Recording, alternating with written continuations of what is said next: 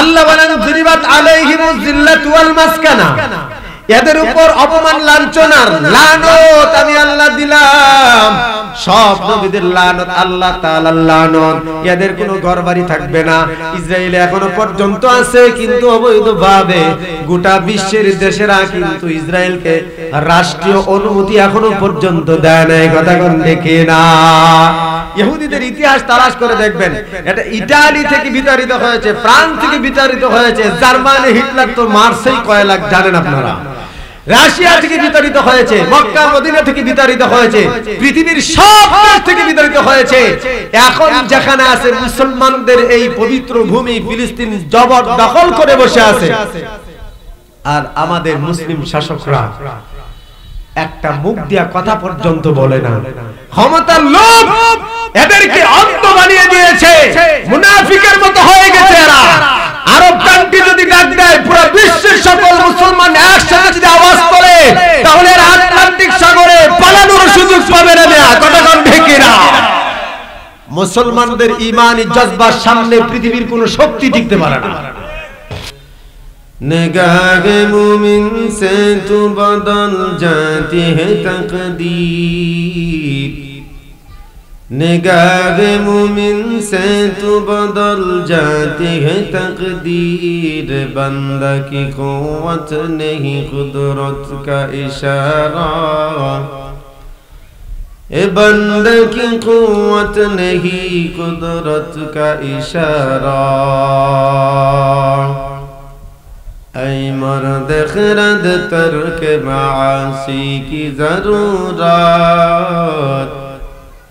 ऐ मर्द खिरद तर्क मासी की ज़रूरत, अब सोहबत सालह की सवा कोई नहीं चारा, अब सोहबत सालह की सवा कोई नहीं चारा। मरदूद पीछे हमें खबर नहीं लेकिन, मरदूद पीछे हमें खबर नहीं लेकिन, एक वक्त में गालक जो अमाल सारा, एक वक्त में गालक जो अमाल सारा। আজকে পৃথিবীর মুখে সব থেকে লাঞ্ছিত আর নির্যাতনের শিকার হয়েছে আমাদের ফিলিস্তিনি ভাই বোনেরা। কথা বলেন, এই ফিলিস্তিনি ভাই বোনদের প্রতিবাদ করার জন্য, তাদের পক্ষে স্লোগান তোলার জন্য, তাদের পক্ষে কাজ করার জন্য, তাদের পক্ষে জিহাদ করার জন্য যে ঈমানি জজবা প্রয়োজন, সেটার জন্য কাজ করে যায় উলামায়ে কেরাম।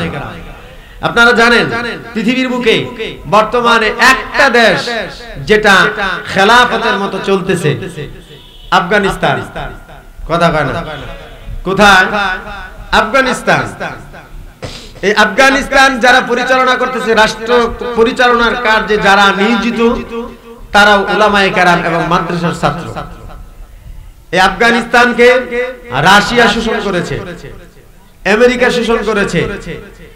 লাদেন, ওসামা বিন লাদেনের দোহাই দিয়ে এরা সেখানে বোমা মেরে, এমন হয়েছে আপনারা হয়তো জানেন, মসজিদের মধ্যে হাফেজ ছাত্রদের মাথায় পাগড়ি দেওয়ার দিন বোমা মেরে মসজিদেই 70 জন হাফেজকে শহীদ করে দেওয়া হয়েছিল, আপনাদের মনে থাকার কথা। তো সেই জায়গায় ঈমানি জজবা নিয়ে মাদ্রাসার ছাত্র আর উলামায়ে কেরাম মিলে যখন আমেরিকার বিরুদ্ধে দাঁড়িয়েছে, এই প্রথম পৃথিবীর ইতিহাসে আমেরিকা বিশ্ব মোড়লরা যাদের কাছে হার মানছে, তাদের নাম হলো আফগানিস্তান উলামায়ে কেরাম। শেষ পর্যন্ত ওরা প্লেনের পাখায় করে, ওদের দালাল যারা, ওরা পাখায় করে প্লেনের চাকায় করে ভেগে গিয়েছে। ঠিক না? ঠিক বলেন। আমরা বলতে চাই, আমাদের দুশমন, আল্লাহর দুশমন, নবীর দুশমন, জাতির দুশমন, পৃথিবীর মানব জাতির দুশমন হলো ইহুদি। ঠিক না? ঠিক বলেন। আমার নবীকে মারার জন্য খাবারের সাথে বিষ মিলিয়েছে, মারার জন্য জাদু মন্ত্র করেছে। পৃথিবীর বুকে আমার নবী এবং মুসলমানদের যেই জাতি সব থেকে বেশি দুশমন, ইসলামের যারা সব থেকে বেশি ক্ষতি করে, তার নাম হলো ইহুদি। আল্লাহ তাআলা বলেন লা আনতুম আশাদ্দু রাহবাতান ফি সুদুরিহিম মিনাল্লাহ। আল্লাহ তাআলা বলেন ঈমানদারের দল ইহুদিরা তোমাদেরকে সব থেকে বেশি ভয় করে, আমি আল্লাহ থেকেও তোমাদেরকে ইহুদিরা ঈমানদারদেরকে বেশি ভয় করে। আমি আল্লাহকে যতটা না ভয় করে ইহুদিরা, তার থেকেও তাদের কলিজার মধ্যে বেশি ভয় হলো মুসলমানের। যালিকা বিআন্নাহুম কওমুন লা ইয়াফকাহুন। আল্লাহ বলেন এরা হলো নির্বুঝ জাতি, এরা নির্বুঝ জাতি যারা ৯০,০০০ নবীদেরকে শহীদ করছে, যারা নবীদেরকে মারে তারা মুসলমানদের তো পরোয়াই করে না।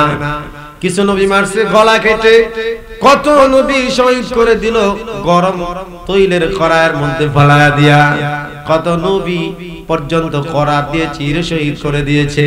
এই অভিশপ্ত জাতি আল্লাহর নবীকে মারার জন্য দাওয়াত করেছে। আল্লাহর নবী গায়েব জানে না, আল্লাহর নবী দাওয়াত গ্রহণ করলেন এই আশায়, এদের সাথে আন্তরিকতা দেখালে, দাওয়াত গ্রহণ করলে যদি কিছু কথা তাদের নজরে আসে, কলিজায় যদি একটু মায়া মহব্বত পয়দা হয়, তাহলে হয়তো কালেমার ছায়াতলে আশ্রয় নিবে। এই আশায় পয়গম্বর মুহাম্মদুর রাসূলুল্লাহ সাল্লাল্লাহু আলাইহি ওয়াসাল্লাম দাওয়াত খাইতে যখন গেলেন, উপর থেকে ইহুদি একজন মানুষকে প্রাচীরের উপরে পাথর নিয়ে দাঁড় করায় রেখেছে।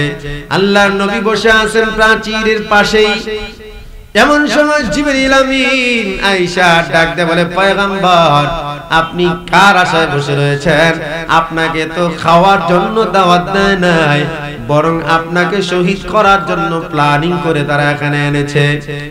আল্লাহ রাসূলকে জিবরিল আমিন ডাক দিয়ে বলেন, পয়গম্বর একটু মাথার উপরের দিকে তাকায় দেখেন। রাসূল মাথার উপরের দিকে তাকায় দেখে প্রাচীর উপরে বড় একটা পাথর নিয়ে একজন লোক দাঁড়ানো আছে। রাসূলের মাথা বরাবর দাঁড়িয়ে আছে। একটু কাল বিলম্ব হলে আল্লাহ রাসূলের মাথায় ওই পাথর ছেড়ে দিত ইহুদি। জিবরিল আমিন বলেন, পয়গম্বর আপনি তো গায়েব জানেন না, আপনার মাথার উপরে এমন ভাবে পাথর নিয়ে দাঁড়ায় আছে। জিবরিল বলেন, ও রাসূল চলেন, এদের দাওয়াত খাওয়ার প্রয়োজন নাই। আল্লাহ নবীকে মারার জন্য প্ল্যানিং প্রোগ্রাম করে এমন ভাবে দাওয়াত করেছে, ষড়যন্ত্র করেছে ইহুদি জাতির দল। আল্লাহ নবীকে খাবারে বিষ মিশিয়ে খাওয়াইছে এই ইহুদির দল। আম্মা জান আয়েশা সিদ্দিকা প্রশ্ন করেন, পয়গম্বর আপনি মৃত্যু যন্ত্রণা সাকরায় মউত থেকে আপনার কষ্ট হয় নাকি? মাঝে মাঝে দেখি বেহুশ হয়ে যান।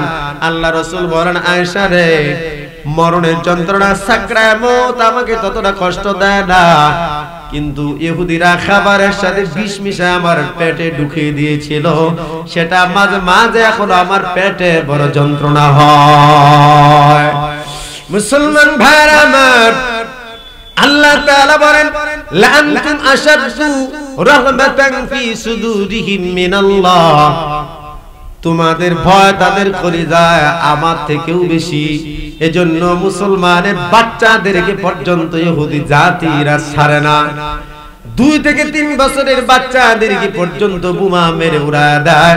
গতকাল কিন্তু ভিডিও দেখলাম, একটা এসিডের কেমিক্যালের একটা ট্রাঙ্কের মধ্যে জিন্দা ফিলিস্তিনি যুবকদেরকে ক্যারেনের মাধ্যমে ফালা দেয়, আর সাথে সাথেই অল্প কয়েক সেকেন্ডের ভিতর কঙ্কাল হয়ে বের হয়ে আসে। মসজিদে আকসা মুসলমানদের প্রথম কিবলা, আমাদের প্রথম কিবলা মুহাম্মদুর রাসূলুল্লাহ সাল্লাল্লাহু আলাইহি ওয়াসাল্লাম মেরাজের রজনীতে 100 লক্ষ পয়গম্বর নিয়ে যেখানে 2 রাকাত নামাজ পড়িয়েছেন, ইমামতি করেছেন, এমন মসজিদে আকসাটাও তারা দখল করে নিয়েছে। ভাইরা আমার, এই যে একটা জুলুম নির্যাতন, আজকে এরা এতটুকু দুঃসাহস পাইতো না শুধুমাত্র মুসলিম শাসকদের এরকম নীরব থাকার কারণে ওদের কলিজায় সাহস বেড়ে গেছে। কথা কোন ঠিক না?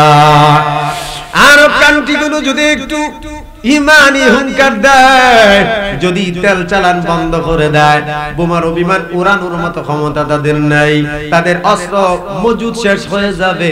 কিন্তু দুঃখের বিষয়, আরব কান্ট্রি মুসলিম শাসকরা ক্ষমতার জন্য তারা অন্ধ হয়ে মুখে কুলু পেটে বসে আছে। কথা কোন ঠিক না? বাংলাদেশ এক ইতিহাসের নাম। বাংলাদেশের মুসলমান যতটা ঈমান আর ধর্ম পরায়ণ পৃথিবীর বুকে কোন জাতি এমন নাই। বাংলাদেশ দেখা দিছে 12 তারিখে, কথা কয় না, 12 তারিখ দেখা দিছে। এমনকি আমি তো বলি বর্ডারের সীমারেখা যদি না থাকতো, বর্ডারের যদি বাধা না থাকতো, ভিসা প্রসেসিং যদি না লাগতো, আমার তো মনে হয় বাংলার যুবকরা, কোটি কোটি যুবক এখনো পর্যন্ত মুসলমানদের পাশে ফিলিস্তিনে গিয়ে জিহাদে অংশগ্রহণ করতো। কথা কন দেখে না, লাখো কোটি যুবক পাগল হয়ে আছে জান বিলিয়ে দেওয়ার জন্য, ফিলিস্তিনি ভাই বোনদের জন্য, যাদের কলিজায় বুক ফাটা কান্না আসে, যারা রাতের আধারে তাহাজ্জুদে চোখের পানি ছেড়ে ছেড়ে কাঁদে, এমন জাতি পাগল হয়ে আছে। আমরা বলি সরকার প্রধানকে ভিসা প্রসেসিং করে আমাদেরকে যাওয়ার অনুমতি দিয়ে দেন। দেখবেন বাংলাদেশ থেকে কোটি কোটি ইমানদার মুসলমান নিজেদের পরিবারকে আল্লাহর জিম্মায় রাখা মাথায় কাফনের কাপড় বেঁধে ফিলিস্তিনে রওনা দিবে। কথা কন দেখে না।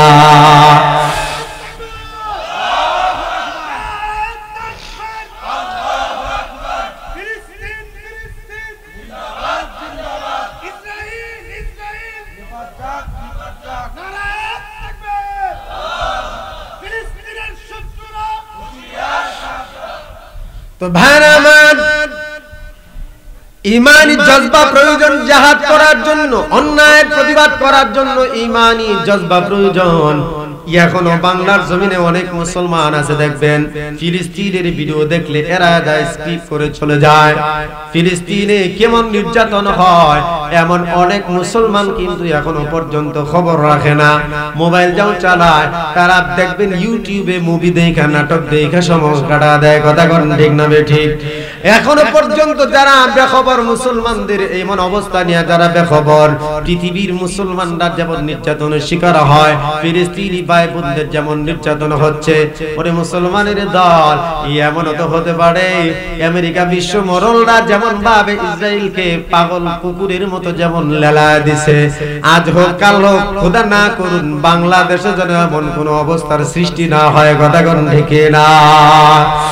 ভাইরা আমার, সব থেকে দুঃখের বিষয় সৌদি আরব ইসলামের প্রাণকেন্দ্র, যেখানে কোরআন নাযিল হইল, যেখানে পয়গম্বর আরবি আগমন করলেন, যেখানে দাজ্জাল পর্যন্ত ঢোকার ক্ষমতা নাই, পয়গম্বর ইব্রাহিম খলিলুল্লাহ যেখানে দাঁড়ায় দোয়া করছেন, মালিক এই যে শহরটাকে আপনি নিরাপদ বানায় দেন, এই শহরের মানুষগুলোর খাবার আপনি বরকত দিয়ে ভরে দেন, কিয়ামত পর্যন্ত যেন কোনো খাবারের অভাব না হয়। সেজন্য আজকে সৌদিয়ানরা বিলাসীপূর্ণ জীবন যাপন করে, মুসলমানদের কষ্ট বুঝে না। কথা কোন ঠিক না বেঠিক?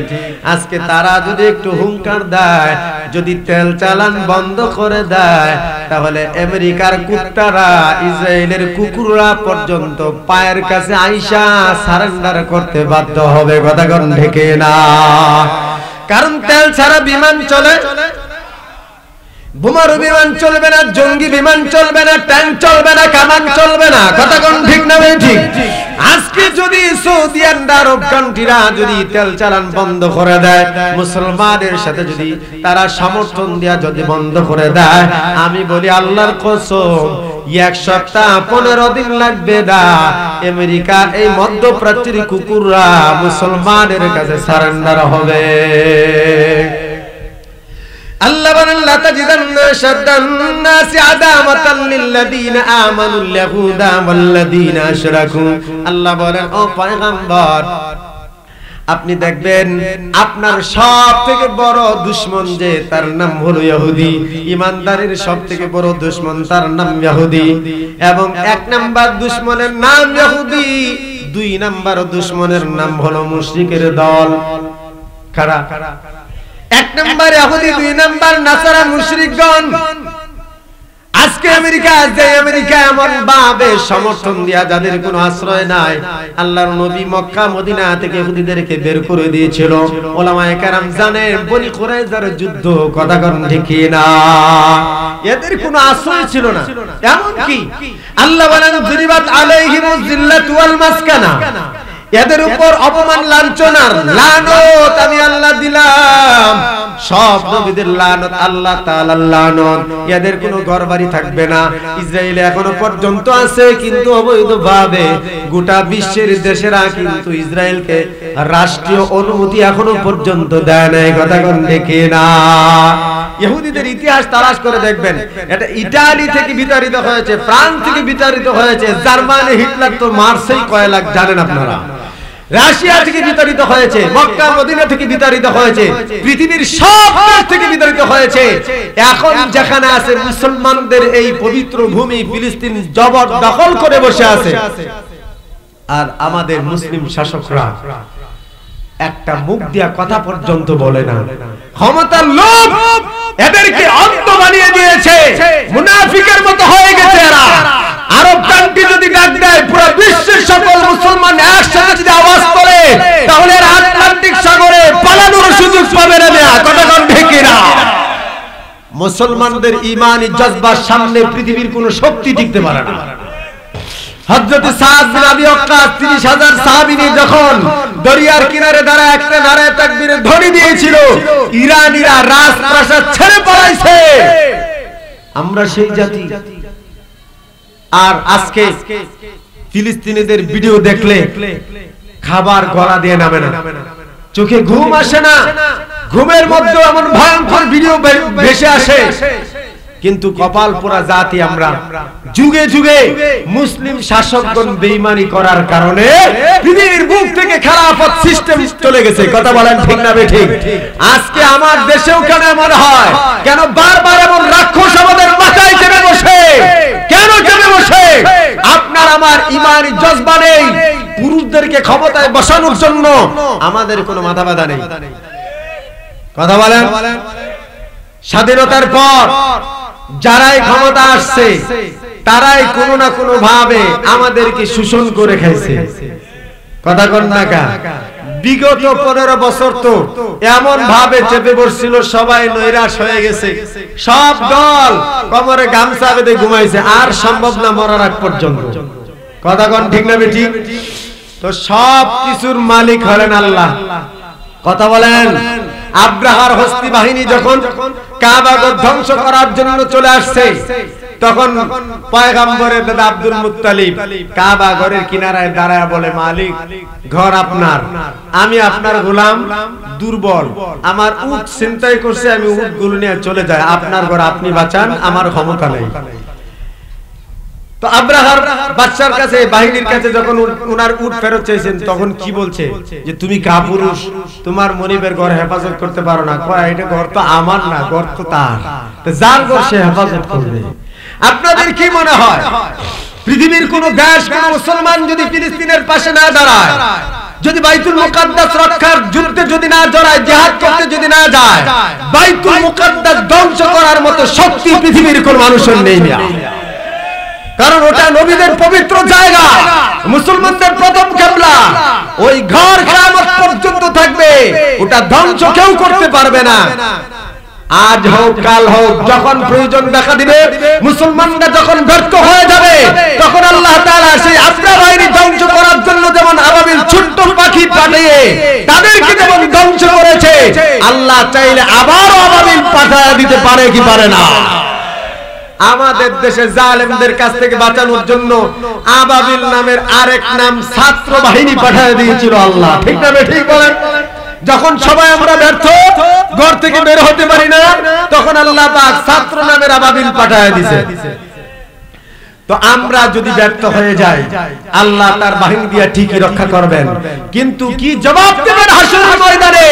যে মুসলমানের ঘরে জন্ম দিয়েছিলাম, আমাকে আল্লাহ মানতি, মুহাম্মদকে নবী মানতি, কিন্তু তোদের ভাই বোনদের হেফাজতের জন্য তুই কতটুকু প্রচেষ্টা করেছিলি? জবাব দাও। আপনার কি জবাব থাকবে? জবাব আছে? আজকে ইসরায়েলি পণ্য হাজারো চেষ্টা করে আপনাদেরকে বয়কট করাতে পারি না।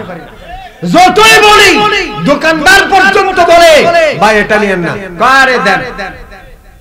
আজকে আপনার ইসরায়েলি পণ্য কেনার কারণে, ইসরায়েলি পণ্যের টাকা দিয়ে, এই টাকা তাদের কাছে যায়, সেই টাকা দিয়ে তেল কিনে, সেই টাকা দিয়ে বোমা বানায়, সেই টাকা দিয়ে ট্যাঙ্ক কিনে, সেই টাকা দিয়ে যুদ্ধ বুদ্ধিমান বানায়, আর এগুলো দিয়েই আপনার ভাই বোন, আপনার মেয়ের মতো বাচ্চাদেরকে তারা নিরীহ মানুষদেরকে বোমা মেরে তাদেরকে শেষ করে দিচ্ছে। আপনার কি মনে হয় যে আমি এটার ভাগীদার হব না? আপনার বাড়িতে যদি ডাকাত আসে, দূর থেকে ডাকাত আসে, চিটাগাং থেকে, আপনার বাড়ির রাস্তা চিনবে তো চিনা যাওয়ার জন্য আপনার মহল্লার যদি কেউ আপনার বাড়ির রাস্তা চিনা দেয়, ওই ডাকাত যতটুকু ডাকাতি করে যতটা গুনাহগার হয়েছে ততটা গুনাহগার এই যে রাস্তা দেখায় দিল। ঠিক না বে ঠিক বলেন? আজকে ইসরায়েল যেমন ভাবে মুসলমানদেরকে বোমা মেরে যেমন ভাবে হত্যা করতেছে, আপনি তাদের পণ্য কিনে টাকা দিয়ে সহযোগিতা করার ভাবে সমানভাবে দায়ী না। ইসরায়েলি পণ্যগুলো বয়কট করুন, অর্থনৈতিক পঙ্গু হয়ে যাবে, এমনি এমনি দেখবেন তারা দুর্বল হয়ে যাবে না। কথা বলেন ঠিক না বেঠিক? ইনশাআল্লাহ আমরা বয়কট করতে পারবো না? সানসিল করবেন তো ইনশাআল্লাহ? আমরা ইসরায়েলি পণ্য কিনবো না, প্রয়োজনে পচে যাবে, কোম্পানি রিটার্ন নেবে। পারবো ইনশাআল্লাহ? পারবো তো?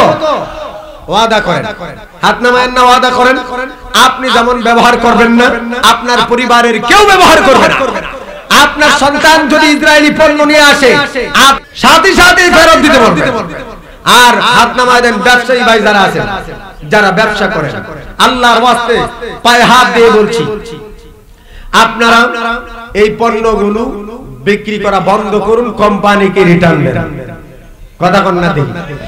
আপনি যদি এই দিক দিয়ে একটু লসও দেখা যাচ্ছে, আল্লাহ চাইলে আপনাকে এর থেকে বেশি বরকত অন্য দিক দিয়ে দিতে পারে কি পারে না?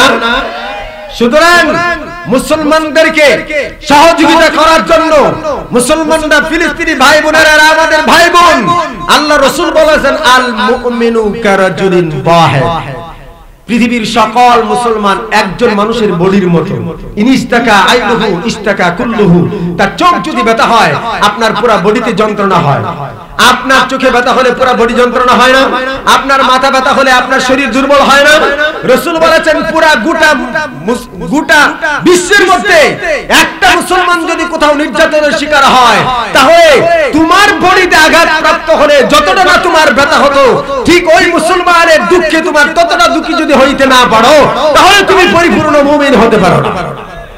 সুতরাং আপনার দোকানের ইসরায়েলি পণ্য আপনি রিটার্ন দেন, কারো কাছে বিক্রি করবেন না, দেশীয় পণ্য ব্যবহার করুন। দেশি পণ্য আছে না?